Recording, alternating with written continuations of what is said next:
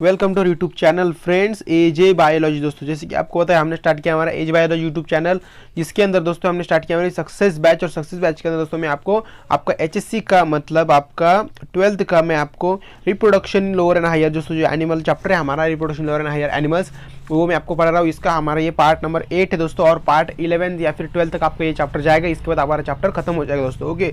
क्योंकि दोस्तों ये चैप्टर बहुत ही लंबा है और चैप्टर के अंदर बहुत ही इंपॉर्टेंट कंसेप्ट है जो आपके डे टू डे लाइफ के हिसाब से भी आपको यूजफुल है और आपको फ्यूचर के अंदर भी पता होना चाहिए। मतलब फ्यूचर के छोड़ो, अभी आपको एक पता होना चाहिए कि आपकी बॉडी का स्ट्रक्चर कैसा है, अंदर से आपकी बॉडी क्या क्या वर्क करती है, क्या काम करती है, सब कुछ आपको पता होना चाहिए। इसलिए दोस्तों मतलब ये चैप्टर मैंने इसलिए दोस्तों अच्छे से क्लियर करके कर रहा हूँ आपको, हर एक टॉपिक के लिए हर एक सेपरेट वीडियो बना रहा हूँ आपके लिए, ओके।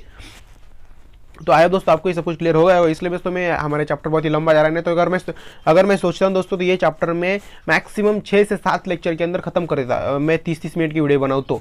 पर दोस्तों मैं सिर्फ 12 से 15 मिनट की वीडियो बना रहा हूँ, क्योंकि मैं हर एक टॉपिक को अच्छे से क्लियर कर रहा हूँ छोटे छोटे पार्ट्स के अंदर। क्योंकि पूरे अगर 2-3 टॉपिक ले लिए एक ही लेक्चर के अंदर मैंने, तो आपको भी वो समझेगा नहीं और आप भी अच्छे से उसे मतलब रिकॉल नहीं कर पाओगे। इसलिए दोस्तों मैं कर रहा हूँ छोटे टॉपिक ले रहा हूँ, तो आपको क्लियर होगा दोस्तों। तो टाइम वेस्ट नहीं करते, आज का हमारा पार्ट स्टार्ट करते, पार्ट नंबर 8 दोस्तों। फर्स्ट ऑफ ऑल हम देखने वाले अभी यहाँ पे इम्प्लांटेशन प्रोसेस देखने वाले। क्या देखने वाले? इम्प्लांटेशन प्रोसेस देखने वाले। अभी देखो इम्प्लांटेशन मतलब क्या होता है, जैसे कि आपको पता है हमने पिछले लेक्चर के अंदर इम्ब्रियो जो होता है इम्ब्रियो को हमने फॉर्म कर लिया था, ओके। ब्लास्टुला फॉर्म किया था, 2 ब्लास्टुला फॉर्म किए थे, बाद में इम्ब्रियो फॉर्म, मतलब सब कुछ हमने किया था, ओके।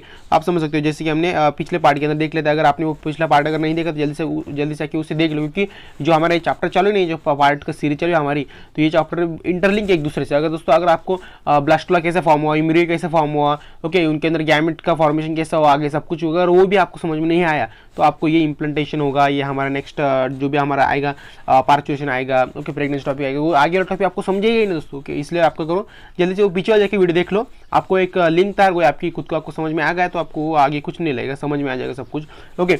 और अगर हो सके तो आप क्या करो, टेक्स्ट बुक भी लेके साथ में बैठो, क्योंकि टेक्स्ट बुक लेके साथ बैठो तो क्या होगा, मैं जो आपको पढ़ा रहा हूँ वही आपकी टेक्स्ट बुक में है, आपको भी पता चलेगा और आपको कुछ और 2-4 चीज़ें भी पता चलेगी टेक्स्ट बुक को रीड करने से, ओके। क्योंकि मैं टेक्स्ट बुक के अंदर जो भी आपको दिया है ना, तो उसको मैंने मतलब सभी ने लिया है। टेक्स्ट बुक के अंदर इम्प्लांटेशन जो प्रोसेस दोस्तों ये आपकी बहुत लंबी दी है, बट इसके अंदर जो भी मुझे इंपॉर्टेंट लगा, जो भी आपके एग्जाम के थ्रू इंपॉर्टेंट, एग्जाम के पॉइंट ऑफ थ्रू, इसलिए मैंने वही चीज़ें ली है। ज़्यादातर आपको इम्प्लांटेशन के ऊपर ज़्यादा कुछ बहुत बड़ी नोट लिखने के लिए से नहीं बोलते, इम्प्लांटेशन के ऊपर ज़्यादा से ज़्यादा आपको 2 से 1-1.5-2 मार्क के लिए क्वेश्चन आ सकता है, ओके। इसलिए तो मैंने इतना ही लिखा, इतने सफिशिएंट है उसके लिए, ओके। देखो अब क्या फर्स्ट अपन देखते हैं यहाँ पे क्या है।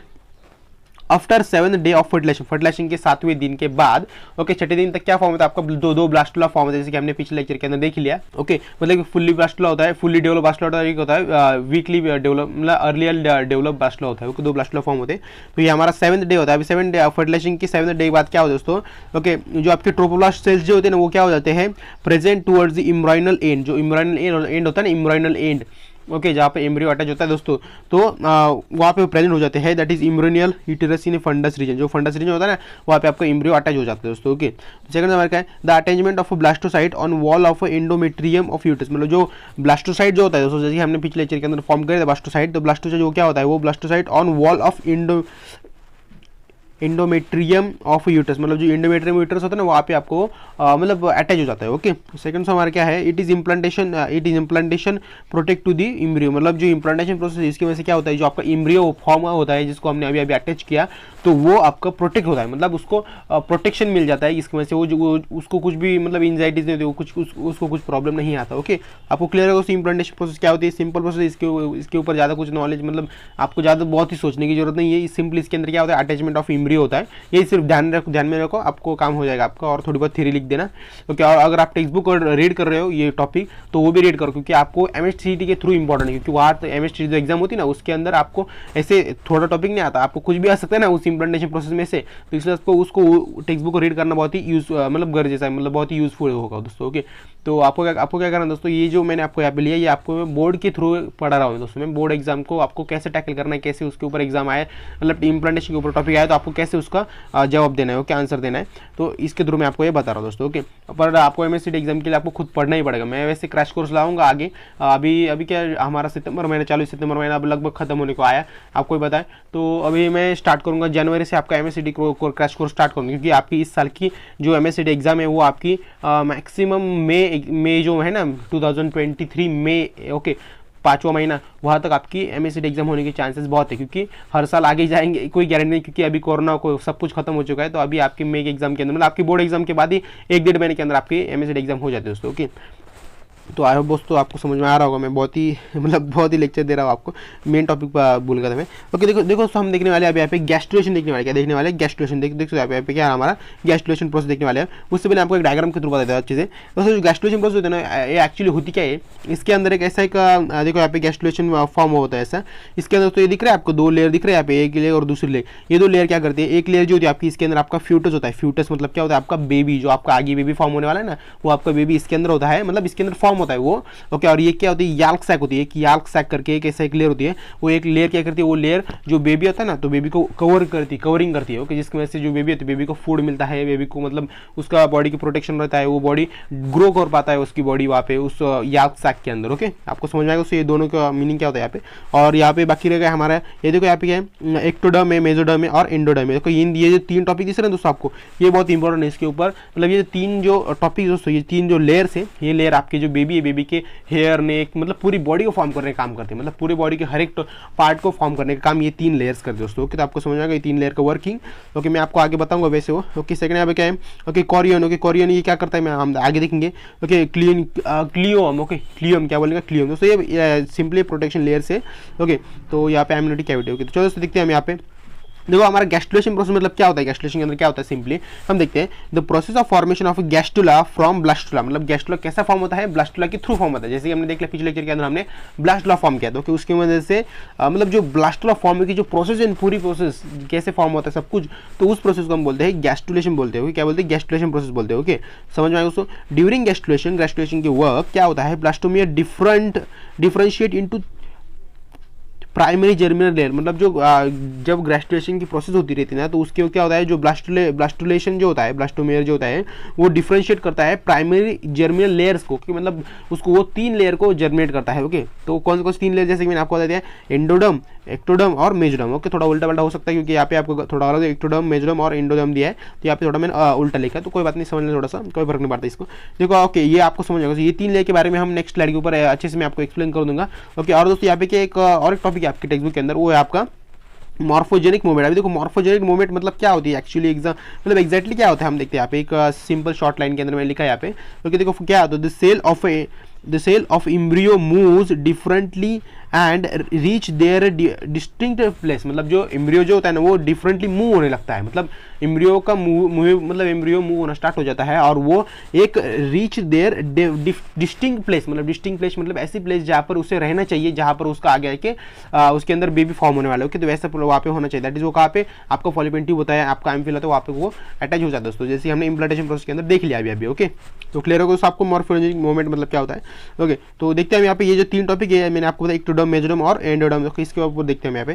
देखो जैसे कि आपकी टेक्स्ट बुक के अंदर दिया वही मैंने लिया, क्योंकि यहाँ पे आपकी टेक्स्ट बुक के अंदर जो दिया है ना, ये 3 कॉलम दिया ना, ये बहुत इंपॉर्टेंट है। इन्हीं कॉलम को मैं लिखता पेन पेपर पे और वो फोटो डाल के यहाँ पे करता, तो वो थोड़ा सा अलग मतलब गलत होता, क्योंकि जो देख सकते हो यहाँ पे जो पिछले टॉपिक दोस्तों सभी के टॉपिक में कि आपकी टेक्स्ट बुक के अंदर जो सब कुछ दिया वही सब कुछ कॉपी पेस्ट नहीं किया है मैंने जो मुझे इंपॉर्टेंट लगा, जो मुझे और एक्स्ट्रा ऐड करने की जरूरत लगी, वही मैंने ऐड किया है। इस दोस्तों मैं इन पेन पेपर पे लिख के यहाँ पे यूज़ करके यहाँ पे आपको पढ़ रहा हूँ इससे। ओके, बट दोस्तों यहाँ पर मुझे कुछ चेंज करने की जरूरत नहीं लगी, इसलिए दोस्तों मैंने यही स्क्रीनशॉट उठा के यहाँ पे डाल दिया। ओके, देखिए क्या हमारा फेट ऑफ जर्मिनल लेयर बोलते हैं इसे, ये भी ध्यान रखना। ओके, तो देखते हैं हम फर्स्ट ऑफ ऑल देखते हैं हम जो एंडोडर्म लेयर जो होता है, एंडोडर्म लेयर क्या फॉर्म करते हैं आपके बेबी का। ओके, दैट इज आपके फ्यूटस का। ओके, फ्यूटस मतलब क्या होता है, बेबी और फ्यूटस के अंदर डिफरेंस ऐसा होता है कि जो फ्यूटस होता है वो फीमेल की जो भी मतलब उसके स्टमक होता है वहाँ पे होता है। ओके, आपको पता है दोस्तों। ओके, यूट्रस के वहाँ पे होता है आपका। ओके, और वहाँ पे उसके जो बेबी होता है, बेबी की मतलब फ्यूटस बोल रहा हूँ मैं, पर आपको समझने के लिए बेबी बोल रहा हूँ यहाँ पे। तो जो बेबी होता है, बेबी का कवरिंग जो होता है ना, याल्क सैक बोलते हैं उसे। देखो ये वो याल्क सैक के अंदर होता है, इसलिए हम उसे क्या बोलते हैं, फ्यूटस बोलते हैं। क्या बोलते हैं, फ्यूटस बोलते हैं। जब वो याल्क सैक से बाहर आ जाता है ना, मतलब जब फीमेल का जो पार्चुलेशन होता है, जब मतलब जब उनकी प्रेगनेंसी हो जाती है, ओके, बेबी जब बाहर आता है फीमेल की वजह से, तो उसे हम बेबी बोलते हैं। क्या बोलते हैं, बेबी बोलते हैं। वो तब तो क्या होता है, वो फ्यूटस ही होता है दोस्तों। ओके, आप समझ सकते हो। ओके, देखो एंडोडर्म क्या क्या लेयर फॉर्म करते हैं बेबी के, दिखते हैं हम यहाँ पे, मतलब क्या क्या चीज़ें फॉर्म करते हैं बेबी के। Okay, endoderm gives rises to epiderm skin form करता है, hair, nail, sweat gland, cerebral gland, memory gland. Okay, memory gland अगर फीमेल है तो ध्यान में रखना इंपॉर्टेंट बात ये। ओके, नहीं एक्चुअली दोस्तों मेमोरी ग्लैंड जो होता है वो मेमोरी ग्लैंड मेल के अंदर भी होता है और फीमेल के अंदर भी होता है, बट सिर्फ एक ऐसा पॉइंट होता है कि जो मेमोरी ग्लैंड जो होते हैं ना वो फीमेल की ग्रो हो पाते हैं और मेल की ग्रो नहीं हो पाते। ओके, तो आपको समझ दोस्तों, थोड़ा सा मैं गलत बोल गया था यहाँ पे, मेमोरी ग्लैंड मेल फीमेल के अंदर होते सिर्फ ऐसा दोस्तों, मेल के अंदर भी मेमोरी ग्लैंड होते हैं पर मेल के ग्रो नहीं होते सिर्फ। ओके, सेकंड यहाँ पे क्या है, lacrimal gland. Okay, lacrimal gland, sebaceous gland, cornea, lens, retina, conjunctiva, nasals epithelium, enamel of teeth. Enamel of teeth मतलब क्या दोस्तों, जो आपकी टीथ होते हैं ना, टीथ के बाहर जो कवरिंग होती है ना, तो वो उसी इनेमल ऑफ टीथ बोलते हैं हम उसे। Okay, internal external ear, okay, foregut, hindgut, adrenal medulla, anterior and posterior pituitary panel, gland, entire nervous system, मतलब ये सब कुछ यहाँ पे इसके अंदर हो दोस्तों। सेकंड आपका क्या है, यहाँ पे मेजोडर्म। मेजोडर्म के अंदर दोस्तों आपको क्या कहते हैं, मेजोडर्म के अंदर ये form type of muscles form करने का काम करते हैं। ये मेन फंक्शन नहीं याद रखो दोस्तों यार, बाकी कुछ सभी याद रखने की जरूरत नहीं है आपको बोर्ड एग्जाम के थ्रू। ओके, आपके सीट एग्जाम के लिए तो आपको याद रखना ही पड़ेगा, उसको लर्न करना पड़ेगा इस चार्ट को पूरे, बट आपके बोर्ड एग्जाम के थ्रू जो भी आपके इंपॉर्टेंट है, जैसे कि आपके यहाँ पे नर्वस सिस्टम है, ईयर फॉर्म करता है दोस्तों, ये लेंस फॉर्म करता है, रेटिना फॉर्म करता है, कंजक्टिवा मसल्स फॉर्म करता है, नेसल्स फॉर्म करता है। ये आपको इंपॉर्टेंट ये चीज़ ध्यान रखने का, सब कुछ रखने की जरूरत नहीं है। एग्जाम के अंदर जो एग्जामिनर होता है वो सब कुछ इतना चेक नहीं करता, वो सिर्फ ऊपर दिखता है और पेपर छोड़ देता है साइड में। ओके, और आपको एमएससीडी एग्जाम के लिए कुछ भी आ सकता है, इसलिए ध्यान रखना। Okay, ciliary muscles, eyes, ears, originate and ectoderm. Okay, connective tissues, dermis of skin. Okay, adrenal cortex, heart. देखो यहाँ पे क्या इंपॉर्टेंट है कि आपका हर्ट है, ब्लड वेसल से, लैम्फेटिक वेसल से, middle ear. Okay, dentin, teeth, urinary and reproductive duct, gonad. Okay, gonad, kidney. Okay दोस्तों, ये सब टॉपिक आपके बहुत ही इंपॉर्टेंट है इसके मतलब मेसोडर्म के अंदर। ओके, तो आपको याद रखना दोस्तों। सेकंड सवाल क्या, एंडोडर्म मतलब क्या है, इसके अंदर endoderm develops into the epidermis, middle gut. Okay, middle gut, stomach, intestine, tongue, tonsils, lungs, trachea, bronchi, larynx, urinary bladder, vagina, liver, pancreas, thoracic gland. Okay, parathyroid gland, thalamus gland. Okay, ये सब यहाँ पे इसके अंदर बहुत सारे glands form होते हैं, ध्यान में रखना। ओके, तो ये आपका ओके एंडोडर्म है दोस्तों। ओके, आई होप दोस्तों आपको क्लियर हो गया होगा दोस्तों। अगर दोस्तों आपको ये वीडियो लेक्चर बहुत अच्छा वीडियो को लाइक शेयर सब्सक्राइब कर देना। बट उससे पहले दोस्तों मैं आपको एक रिवाइज कर देता हूँ, हमने दोस्तों अभी तक क्या क्या फॉर्म किया, गैस्ट्रोला की प्रोसेस वहाँ तक हमने क्या क्या फॉर्म किया, हम एक बार ओवरलुक कर लेते हैं यहाँ पे। फर्स्ट अपन दोस्तों हमने क्या फॉर्म किया था, हमने मेल के जो स्पर्म होते हैं, ओके, मेल के जो स्पर्म्स होते हैं तो उसको हमने यहाँ पे लिया। सेकंड हमने फीमेल के जो भी ओहा होता है, ओहा, ओके, ओहा बोलते हैं उसे, तो उसको यहाँ पे लिया हमने। इन दोनों के आगे देखिए क्या फॉर्म हुआ, इन दोनों का हमने क्या फॉर्म किया, एक जाइगोट फॉर्म किया, मतलब इनका फ्यूजन होकर इनके एक जाइगोट फॉर्म हो गया। ओके, तो जाइगोट के बाद आगे क्या हुआ, एक मोरोला फॉर्म हुआ, मतलब क्या इनका अंदर डिवीजन होकर ओके एक मोरोला फॉर्म हुआ। मोरोला कैसे फॉर्म होता है, 16 to 32 सेल्स होते हैं उसके अंदर, वो क्या होता है आपका मोरोला फॉर्म होता है। ओके, बाद में उसके अंदर हमने और मतलब प्रोसेस किया, आगे उसके ऊपर प्रोसेस होती गई, वहाँ पे आपका फॉर्म हुआ दोस्तों ब्लास्टुला फॉर्म हुआ। क्या हुआ आपका ब्लास्टुला फॉर्म होता। ओके, मैं यहाँ पे लिख देता हूँ ऐसा।